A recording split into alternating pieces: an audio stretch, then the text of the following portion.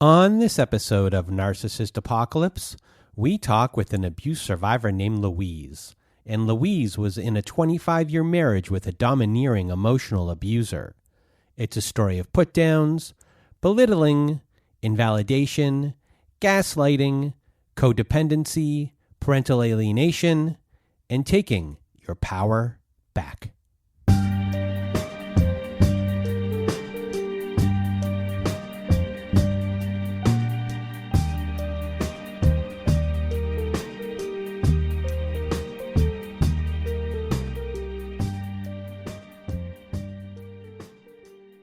Welcome to Narcissist Apocalypse, everyone. I am Brandon Chadwick, and with me today we have Louise, and thank you for being here. Thank you for having me. So this is an older episode. I've polished it up a little bit and re-recorded some parts for sound. And early on in doing the show, Louise always made an impact on me, and it's an episode I'll always recommend to people who want to feel hopeful, but also an episode I recommend to people who are going through parental alienation and want to believe that their kids will finally see the truth one day. And Louise always stuck in my mind, in my head, as someone who didn't tell their kids that their dad was bad or their dad was evil. She just set out to be the best version of herself, to prove to her ex and to herself, that she was a capable person. And this survivor story doesn't follow the format we usually use, but for Louise, the way we did it at the time, it worked. And I had no idea about any sort of format back then. So with that being said, you're going to hear her episode. And as well, we're going to be doing, we're started doing like a weekly newsletter. And we will include a workbook for this episode in that weekly newsletter. So sign up for our weekly newsletter by going to our website. A lot of people find these workbooks helpful. Go to our website. You'll see on our page where to sign up on the front page to sign up for our newsletter. And it's a valuable tool in understanding what has happened in your relationship. And it is free, everyone. So go to our website and sign up. And now I'm going to get out of my way and your way. Louise, the floor is now yours. Okay, thank you. I'm going to begin with the thing that I'm probably most proud of, which is getting out of the relationship that I was in. I knew that what was happening in our family wasn't right. I knew that the language I was hearing towards me and myself and my children was not right, but I didn't really have any concept at all that I was being abused. I understood that marriage was hard, that you have to stay in there and do the work, that you have to try and make your husband happy, that you have to keep trying and you need to stay together as a family for your kids. And what I didn't realize was that what we were experiencing was something off the scale. So I was married for 25 years. It was 2016 when I have a good friend who said to me, I was speaking about some of the incidents that happened inside our family. And she said to me, I don't really have any more space or energy or time to listen to you telling me these stories and these unhappy things that are happening to you unless you are prepared to take some action.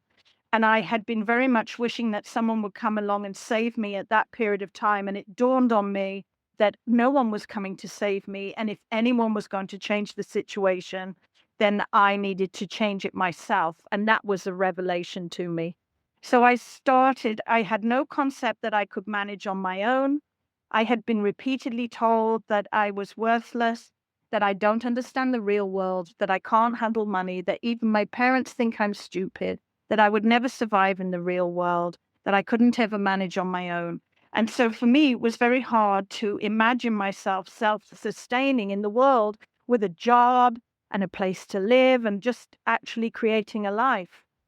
So I feel very fortunate to live in the time of the internet. I went online and I Googled visualizations for change. And I did the same visualization every day with headphones, lying in bed, to visualize that change would be possible for me, and that something would happen or something would come together so that I would be able to survive as an independent person, and got my mindset to the point where I realized that this could be truth. I started looking at rental properties, driving by rental properties. I downloaded Rent Faster onto my computer and started looking for a new home and looking at the price of things, and even just getting some awareness of what I'd need to get together to move out. So in January 2017, I announced that I was leaving. And that's when things started to get really crazy for us as a family. The anger was off the chain. I went quite spontaneously into what I now know is called grey rock, where I would not even speak. I did not dare to offer an opinion on anything. He had told me previously, I haven't got the time or energy to hear your opinion or hear you talking about things. But I just completely stopped communicating altogether. And my eldest daughter had gone to college. I only had 2 kids left at home. And I literally made the decision to trust my son to self-sustain through this very, very turbulent period, and focused on my daughter, whose behavior was changing, where she was verbally abusing me and threatening to physically attack me at that time. So I arranged a meeting with her outside the home. I said, I'm going to leave Dad. Do you want to come with me? And she flipped entirely from threatening me inside the home to saying, yes, please, Mum, please, can we leave? So we moved out August of 2017 and moved into a home together. We had 3 months together where we were just so happy and calm and relaxed.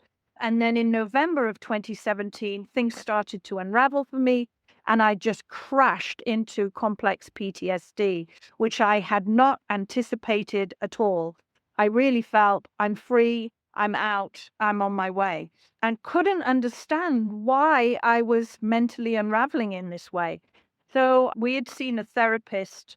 He had insisted that I was not making enough effort with the relationship and we needed to do some marriage counseling.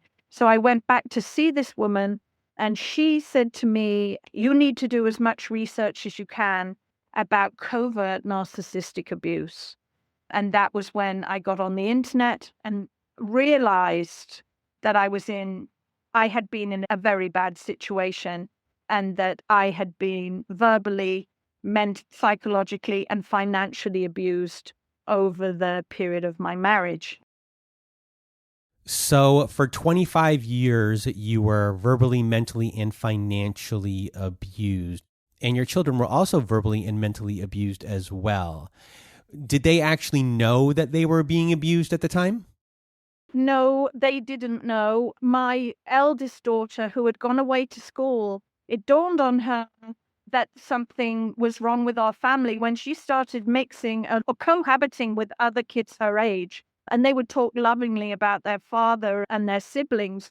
My kids had been very divided. And she's like, the way I was living is obviously not right. And then she actually Googled, why do I have a non-specific rage at everything? And she's a very introverted and quiet girl, not a rager at all. But she Googled that and got straight to narcissistic abuse immediately. So she actually came to me in 2016 when I was doing all the visualization and I knew I wanted to leave. I just didn't know how. And she said to me, Mum, you need to get out. This is no life for you. Dad has cluster B personality disorders. That was the first time I'd heard that phrase. And I just said, I know I need to leave. I don't know how, but you have to trust me. And she was like, okay, and then went back to school to another town and kind of left. There's nothing she could have done. It's not her role to extract me. It was my responsibility. Well, that is very brave of her, and very brave of her to finally have the nerve to say what she's probably always wanted to say. It's also very scary too, because who knows how you'll react. You know, she might be scared to speak in any sort of environment with you in relation to you. I'm sure there are trust issues going on, especially if they don't know if you'll hear them.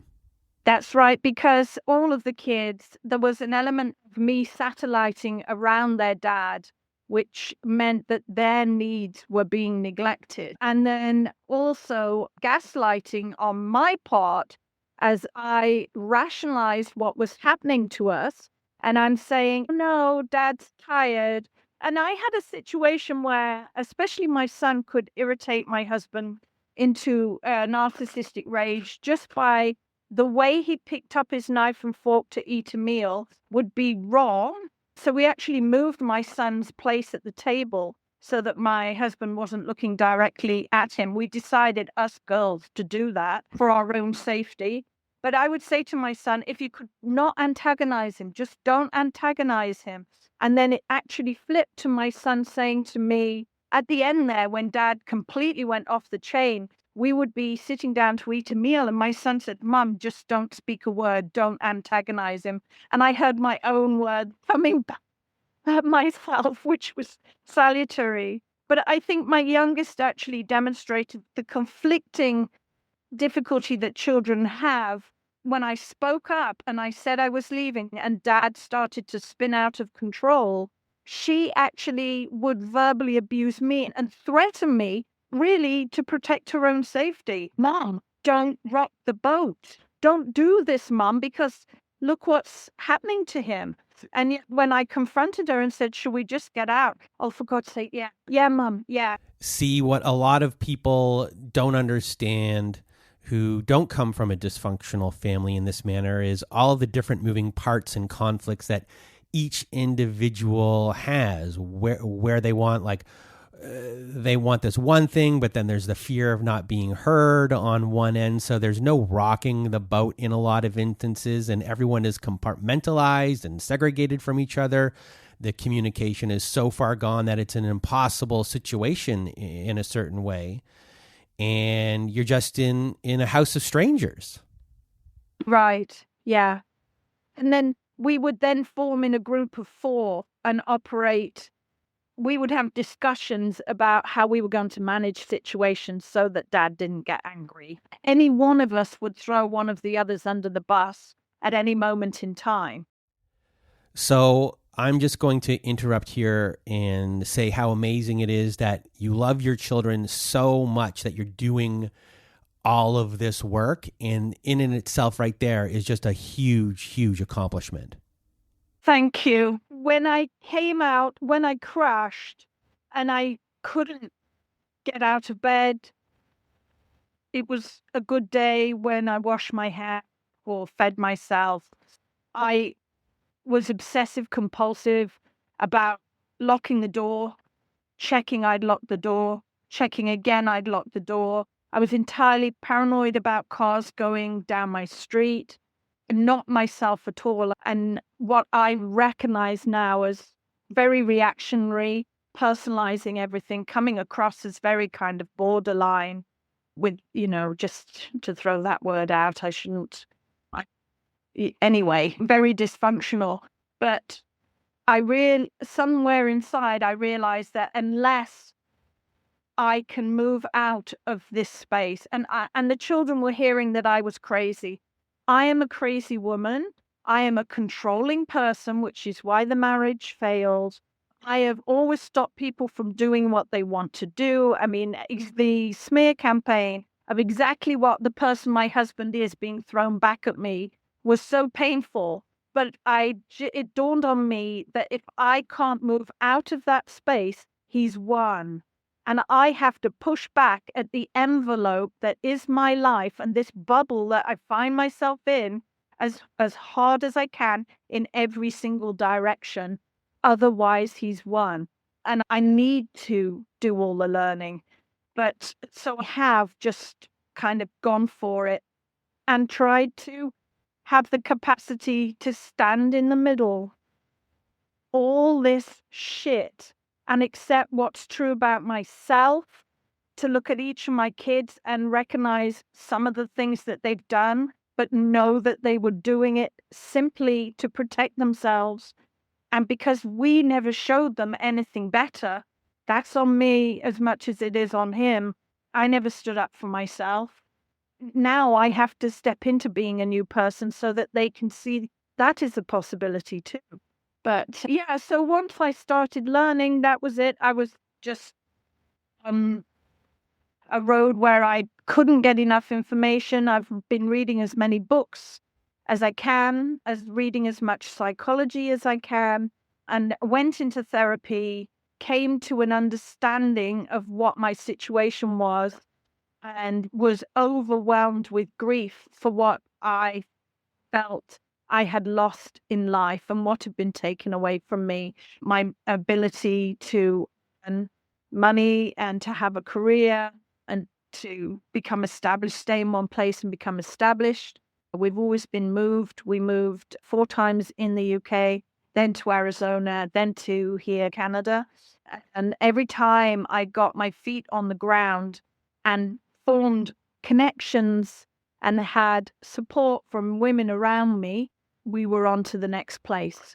And so I had to deal with, well, I had difficulty dealing, I had no anger initially. One of my problems is I have difficulty accessing anger within myself. But the grief was overwhelming as to the control that this person had over my life, the decisions that had been made for me, and the way I'd been manipulated.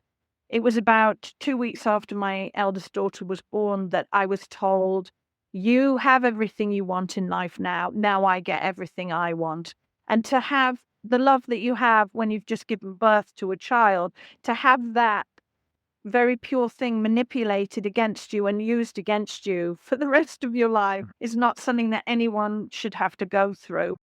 So at the point with your family, when your kids are born, what's your relationship with them like? I knew I was in a bad place. It dawned on me at that point that things weren't great. The situation at the time when I had my daughter is that my mother and my sister had so much advice to give me on how I should raise my child that I was basically going out rogue to raise her or to be with her in a more connected way than they wanted.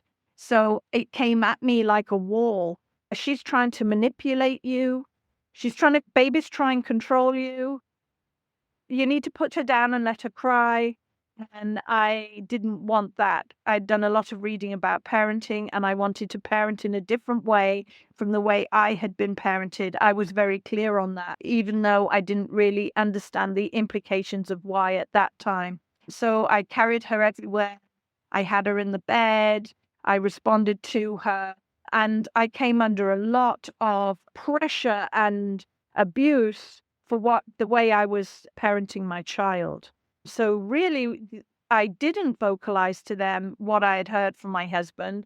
I didn't vocalize all the way through my marriage. I was very ashamed of the way he behaved and the things he said to me and the things he was prepared to do. I was very ashamed of his behavior. And so I didn't broadcast it really, generally at all. But my main goal at the time was to try and raise my daughter the way I wanted to. So, yeah. So I did, having done all the grief, being in therapy and then doing all the grief around what I personally felt I'd lost in life because of this man, it then came around to looking at why, and this is something I wanted to do, is found out why I was prepared as a person to choose this situation and to put myself in this situation in the first place.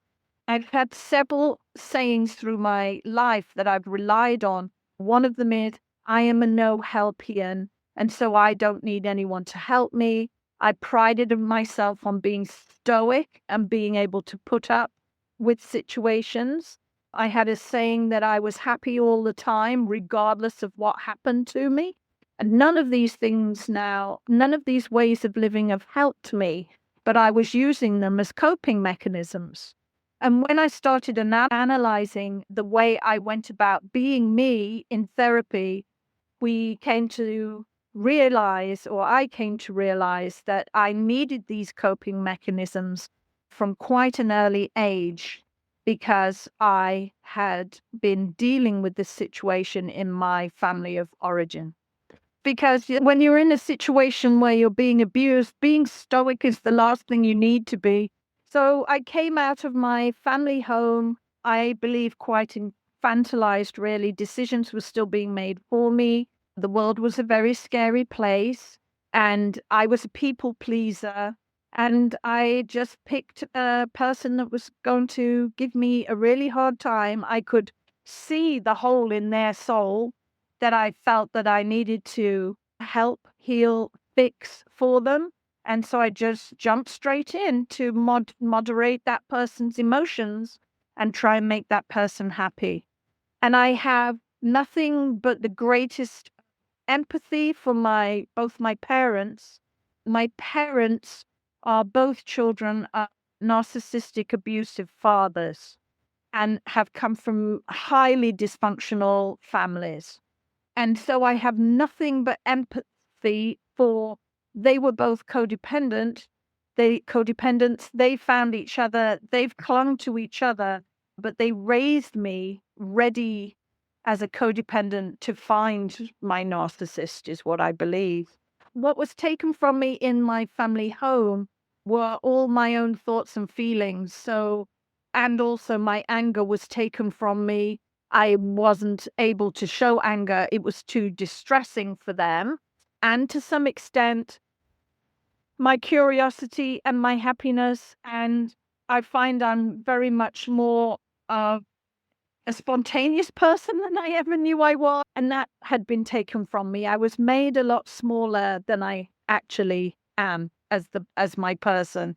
And I see that I have shut things down in my kids also in order to try and keep the peace as I satellited around a narcissist trying to make him happy. And it is also my understanding that you were the scapegoat of your family too. My mother would straight up say, well, I don't know where you've come from. I was seen as being different from the other two. My sister, I don't communicate with at all. She turned my mother against me. My mother started to believe things about me that weren't actually true. And I didn't speak to my parents for a period of time in my very early 20s, which was unhelpful because it left me isolated with my narcissist at the time. And then when my kids were born, when we both had our first babies, there was a reconciliation, but that didn't last long. There was a very dramatic incident in a hotel in the UK where she just screamed at me. I had said to her, she arrived at the family meeting with a lot of drama. There was a lot going on. And then we finally sat down to eat. I hadn't spoken to her. And I said, what's going on? You seem really upset. And she said, how dare you assume? Blew up entirely and personalized that one comment. And my mother said, what have you done to her? And I just decided I don't ever have to do this again. I don't ever have to be in a place where I inquire. I genuinely was concerned about her and inquired, for her to open up about what was bothering her. The huffing and puffing, the drama. And I just decided I don't have to do that again. And I haven't seen her since that date. And interestingly, she's also fallen out with my parents and fallen out with my brother after giving him a black eye.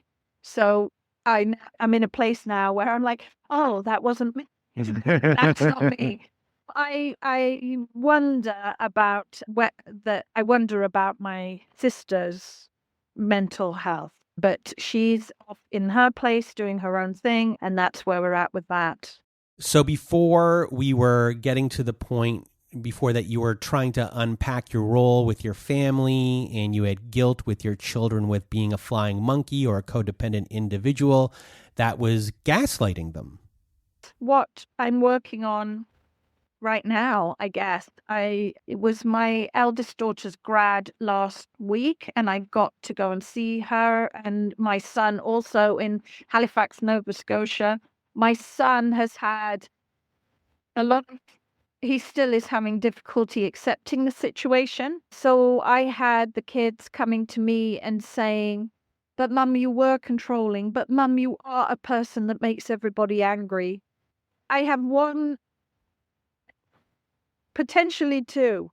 My daughter, after I knew I was on the same page as her, my eldest daughter, after she'd said to me, Mum, you need to get out. And then we just had her grad last week, and her grade 12 grad was such a painful day.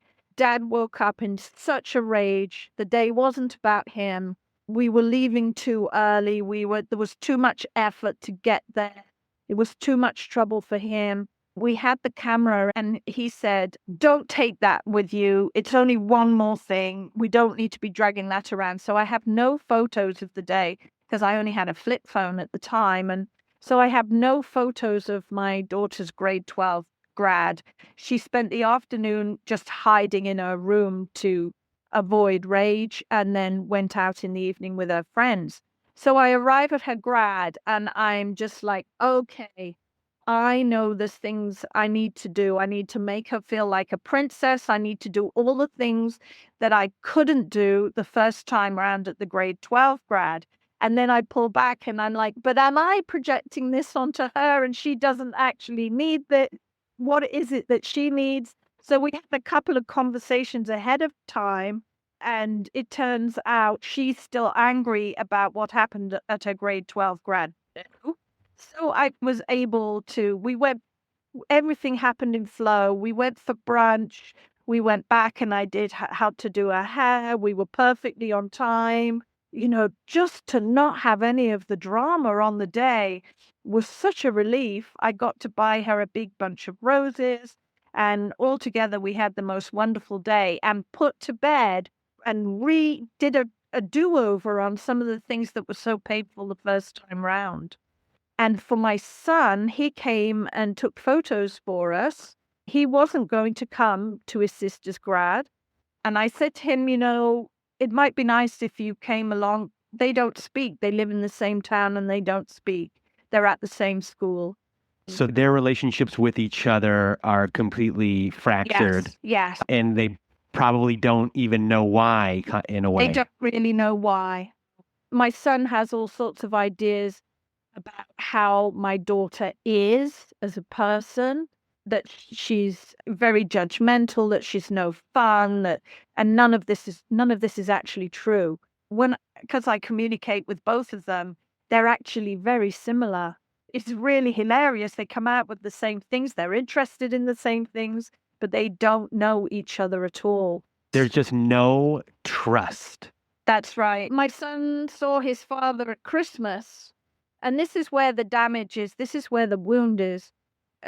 After I had said I was leaving in the January, by May, my husband had a new girlfriend who was the love of his life, and he's finally happy. And, having been so unhappy with me, here's someone that makes him happy. So my son saw his father and the poor young woman that's now in my place at Christmas and came back and said to me, things aren't easy for Dad, he's having a really hard time. And I'm like, uh-huh. And he said, yeah, he's not happy with his girlfriend. There's a lot about her that he's not happy about. If you pardon my French, I just said, that's fucked, right? Which my therapist then told me I'd handled the wrong way. And I should have said, and how do you feel about your father confiding in you? But I just said, that's fucked, right? And he goes, what do you mean? I said, well, all the problems were with me and now the problems are with her. And then this is your father confiding with you and creating false intimacy as he complains about the new woman in his life. And my son just turned around and said, but Mum, he never talks to me. And he did. He took me to the pub and talked to me. And I realized look at that enormous gaping wound of never having any communion with your own father, and never having any conversation or being noticed or seen unless it was for a bad reason. You're prepared to accept the conversation he's had as a relationship and as intimacy and as a healthy father-son situation. So I just called it out for the way I saw it. And I don't know, I guess I'm just going to keep doing the same thing there. But my son came to the grad and helped with the photos for his sister. And then a friend of my son's graduated on the same day. And as my daughter crossed the stage, kids were cheering. They all cheered for each other. I saw my son the following day and he said, "Oh, I hear that there was a big cheer for her." And I said, "Yes." And he goes, "Oh." I said, "Do you know, the kids that she's at school with, they think she's badass. They really like her. She's kind to everybody." And he said to me, "I'm okay being wrong, Mum. I'm happy if I'm wrong." And I saw that as an incredible step forward for our family, that his mind is open to his sister being different from the way that he has been told she is, and feeling grateful that he's wrong with his distorted opinion. So when is it time for all of you to go and sit down with a psychologist after the work that you've done and collectively kind of get together so everyone can understand their role? They won't do that. One day they will. I mean, already coping mechanisms are not serving them. My son pays his credit card bill out every time it hits $75. He's paying it every week. And I said, "Why are you doing that?" And he said, "Well, I'm afraid," because he was also told, "You can't handle money. You're out of control around money." And so he has this incredible tight control over, and he's very fearful around money. So I said to him, "That's not exactly normal, and it doesn't sound healthy what you're doing." And he said, "Yeah, I know, but then I know I'm in control." And I said, "You need to start opening your mind to the fact that you can leave it until it's 100. And then, just start opening up and releasing some of this that you're carrying." And the same has been, my eldest daughter is no contact from her dad and just will not receive any communication from him.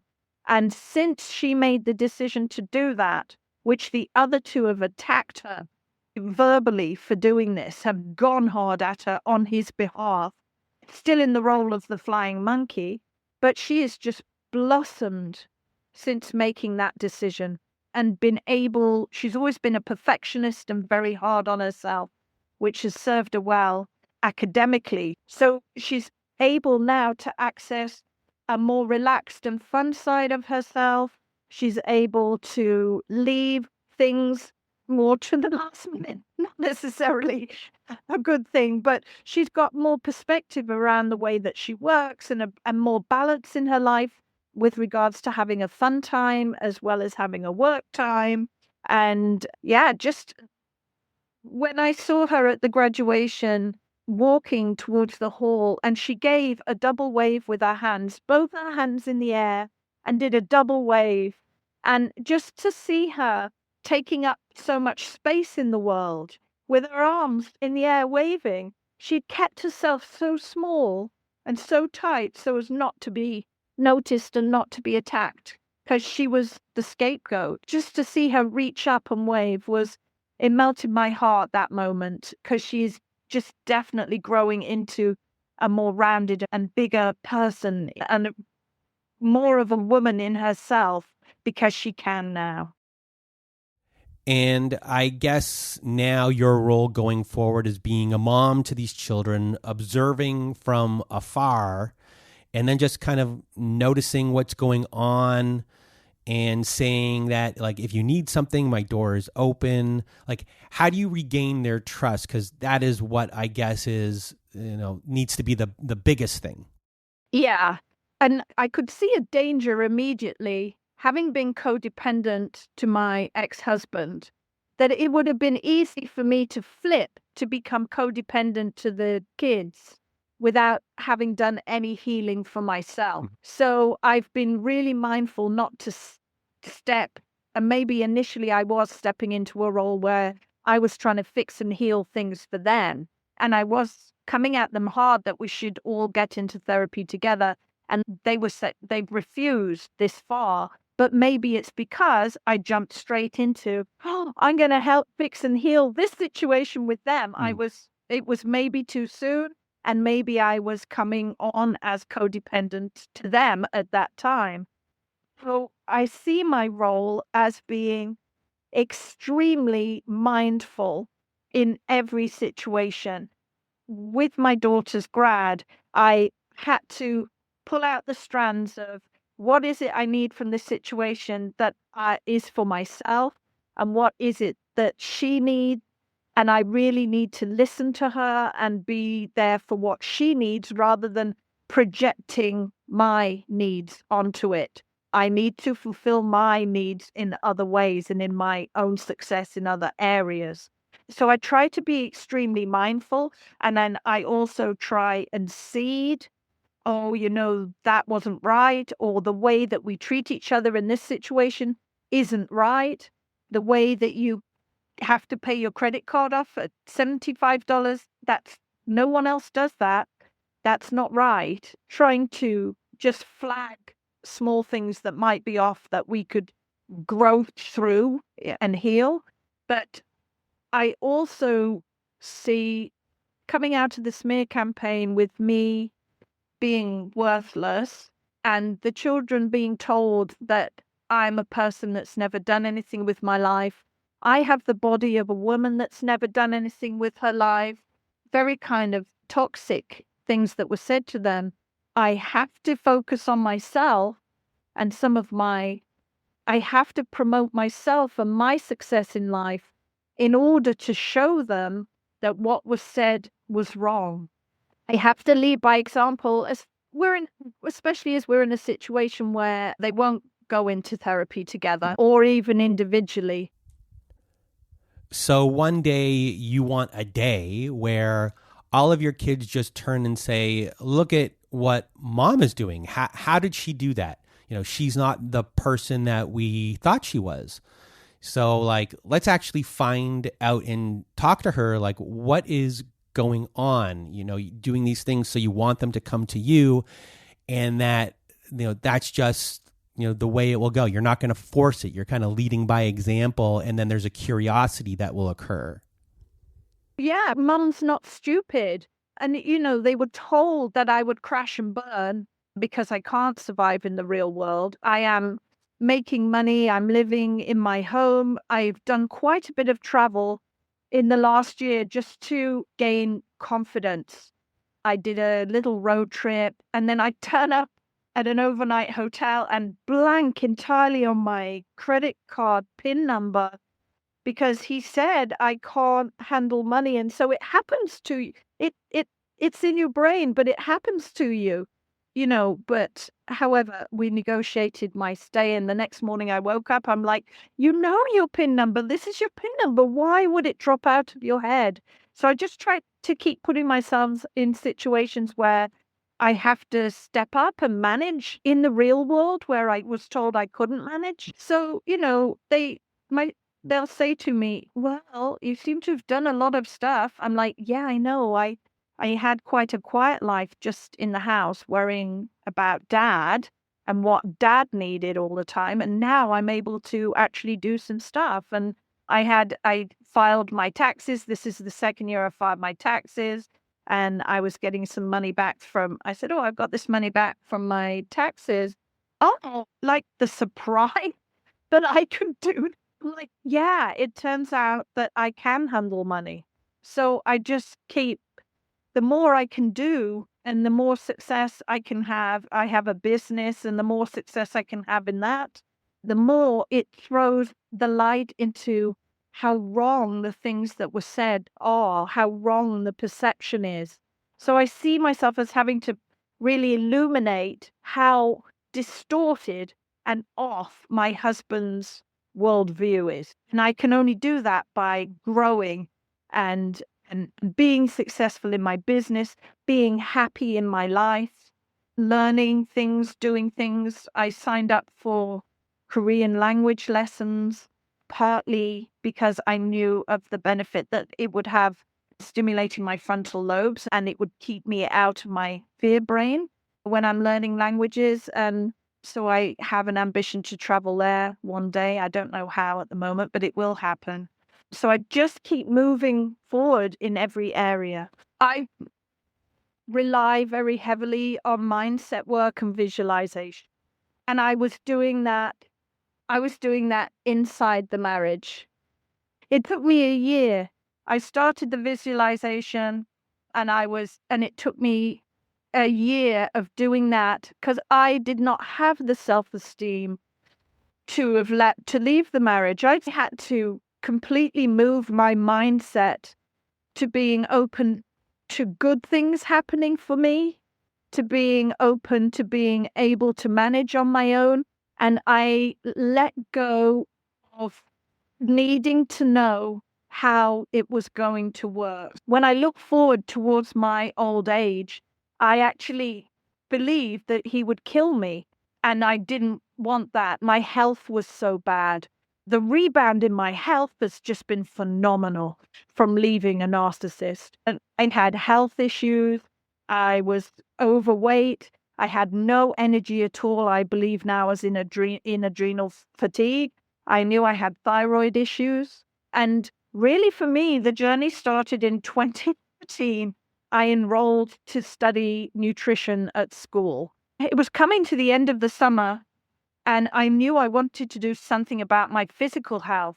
I felt about 70 and couldn't really function in my life. I was overwhelmed by everything. And I knew I wanted to do something about that. So a week before the school year started, I secretly went for an interview at the Canadian School of Natural Nutrition, and they accepted me. And the Sunday night, I said, "Oh, I'm going to nutrition school tomorrow. I've enrolled myself in the class."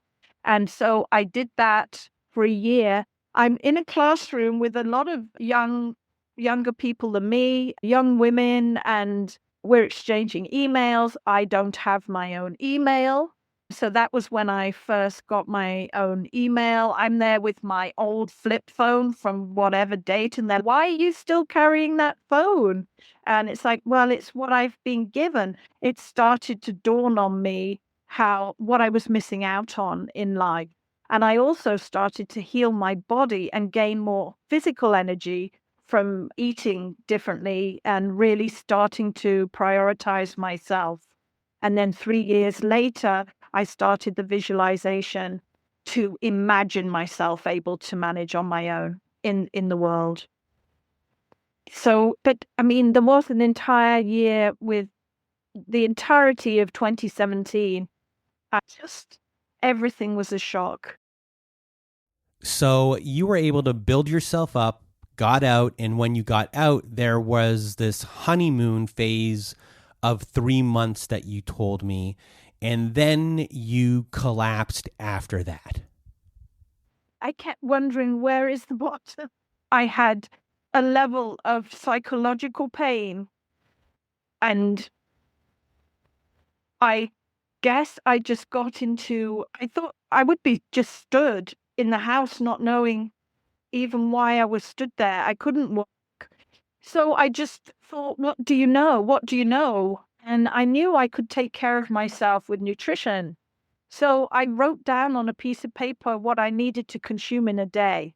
And so I was very concerned about my brain health. I understood that my brain was really undergoing a phenomenal level of stress at that time for me to be thinking these thoughts. So I was literally just ate coconut oil off a tablespoon to fuel my brain. I would put frozen berries in a bowl and just eat my way through them because I knew I needed the antioxidants and the protection for my brain and the vitamin C.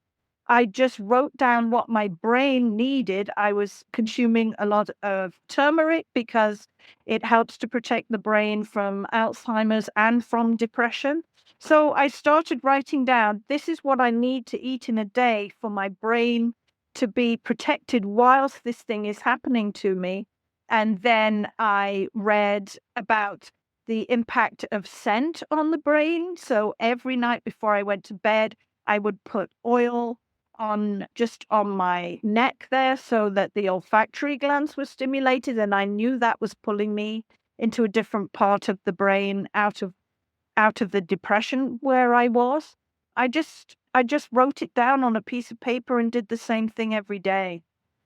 That's what I did. And that it was a huge turnaround for me when I realized that I needed to view that what was happening to me was an addiction and I was in cold turkey. I would have an Epsom salt bath every day. I wrote on my list, Epsom salt bath every day.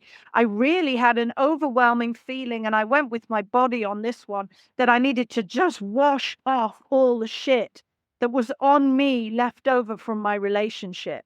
I needed to wash it off, everything that had been said about me and all the wrong things that had been done to me. There was an element I have to face within my marriage, an element of sexual manipulation, and I wanted to wash it all off. So I had a salt bath every day, and I have a dog, and the dog saved my life. I walked the dog every day for miles. I could walk it out, and I didn't need to speak to anyone. I could wear sunglasses and have my headphones in.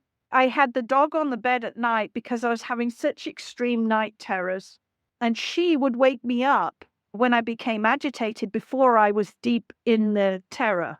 So I was very grateful to her. But I have a pit bull lab mix, and she basically, I believe, started to think, this is a shit show. You all moved house and now you're losing it. I'm in control of this house now. So she started attacking every dog and person that we met when we were out walking. And I spent an entire weekend where I went on the computer. I'm like, I have to do something about the dog. I moved her off the bed, and then I Googled Cesar Millan. And I spent the entire weekend watching The Dog Whisperer. And what does he say on there? He says, you have to step back into your power and show your dog that you're the alpha. I cried. I'm going to have to be alpha for my dog as well. I don't have to step up and do, but I did. I start walking her and I make her sit at every junction, at every crossing. And I have the most wonderful, well-behaved dog now. But I totally lost control of my pet at the same time, and then had to get that all back in line. It's been crazy.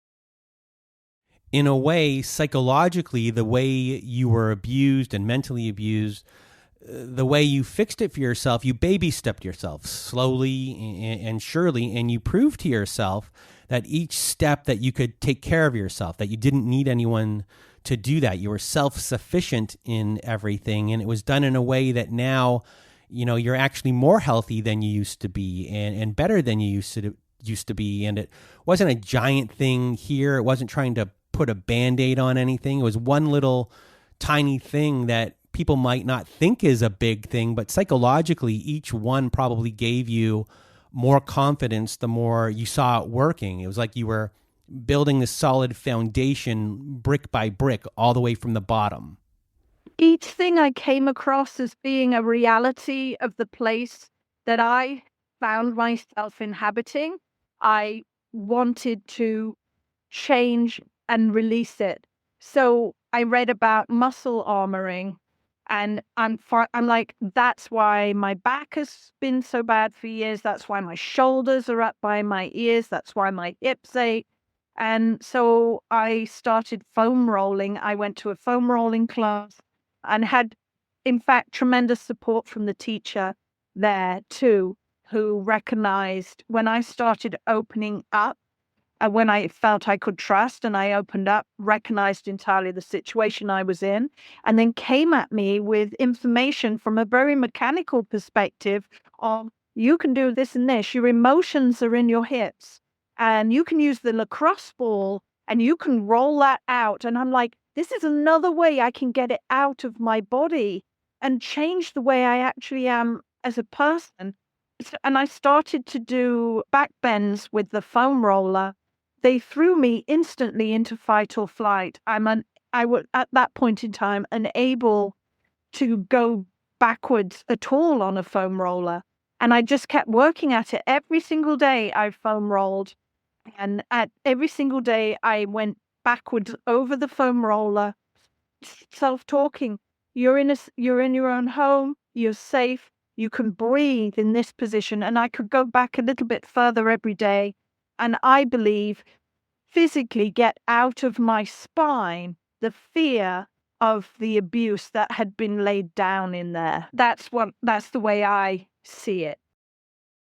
So you've gone no contact with your ex. Is this difficult because of the children? How does this look? Because for many, you still having the children around, it's a way to get to you still. Yes, he is still trying to trigger me in ways. My son is in school. We have a joint RESP, and which he is going to cut my son off from that because he believes my son can't handle money, which he says he will do in January of next year. So it's a long game. But I took a little bit of legal advice, and it's actually not anything he can say or do. So we'll figure that out when the time comes. When I initially left and when I initially crashed, he had a girl. He straight away got a girlfriend, and I was incredibly triggered by this woman. I was not jealous of her. I was not resentful of her.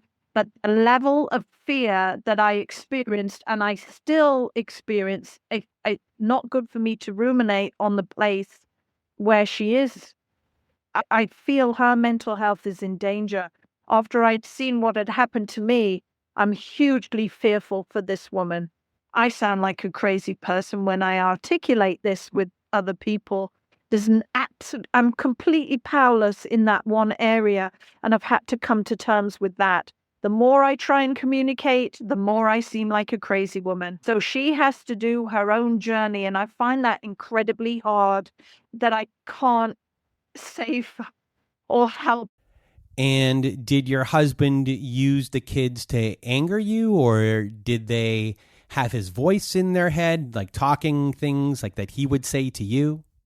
I was driving my car when my youngest said to me, this new girlfriend, she has such a nice body, Mum, because she's actually done something with her life. You're a person that has the body of someone that's never done anything. But I was driving, I nearly crashed the car.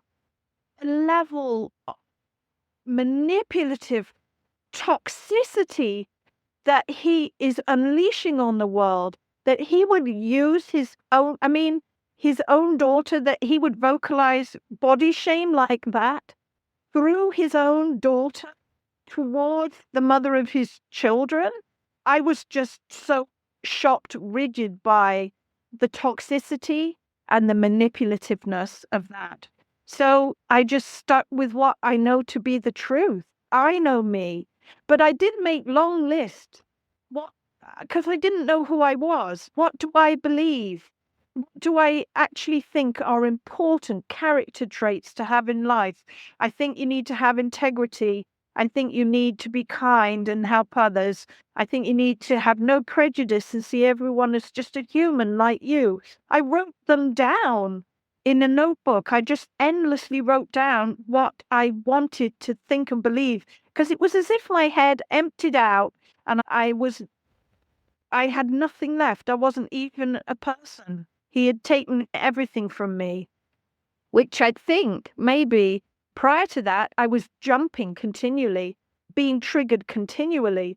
When you're no longer being triggered, sometimes there's nothing left at all. They've taken so much from you that there's nothing left at all. And that's almost a scarier place to be in than when you have to worry and think about all the things that are triggering you.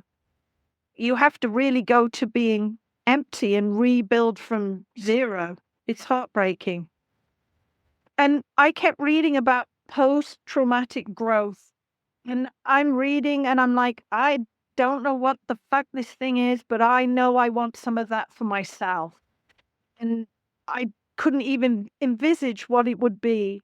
But coming on here and being able to tell my story, and I really, if I help one other person, I see that as being part of my post-traumatic growth. That is the impact that I need to have. Or this is why this whole thing has happened. But yeah, at the darkest time when I read about that, I'm like, I have no idea if I could even have a piece of that or what it is, but I know there has to be a reason for all of this happening. And I just wanted to stand in the middle of the shit and move forward knowing what had happened to me. And if you had any words of wisdom for everyone listening, what would they be? I was 50 when I left. And I'm like, for Christ's sake, nobody's coming. Nobody's coming. My parents weren't coming. My mother constantly, when I tried to open up to her, encouraged me to stay in the situation and work harder at it. She kept me in place for a good part of my marriage also. So I knew it was wrong, and I'm like, get yourself out. It's the only thing we can do. And as codependents, it's so hard for us to stick up for ourselves and advocate for ourselves. But it is the only thing we can do. Well, thank you, Louise, for being here. You're validating everyone and inspiring everyone by being here. You're a beacon of hope for everyone. So just a big thank you from everyone for being here with us today. Thank you. And thank you for what you do. Finding you was another element of the support that I had in the process. So thank you, Louise, once again for being here. And sign up for our newsletter on the front page of our website. You'll be able to find it at narcissistapocalypse.com. If you want a workbook for this episode, we will send it to you in our next newsletter. And that's it for today's episode. I hope you enjoyed it. And for myself and Louise, we hope you have a good night.